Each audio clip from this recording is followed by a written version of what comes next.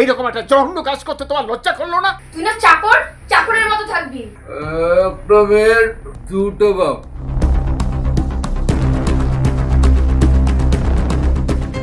আমার খুব কষ্ট হয়। বাবা কি হয়েছে? বাড়ি বাড়ি এত স্তব্ধ কেন? আরে ওসব নিয়ে তুমি কিচ্ছু ভেবো না। ওই সত্যেনকে না বাড়ি থেকে তাড়াতে আমার 1 সেকেন্ড লাগবে না। বেলা বেলা, কি হয়েছে তোমার? আমার এখন সময় নেই।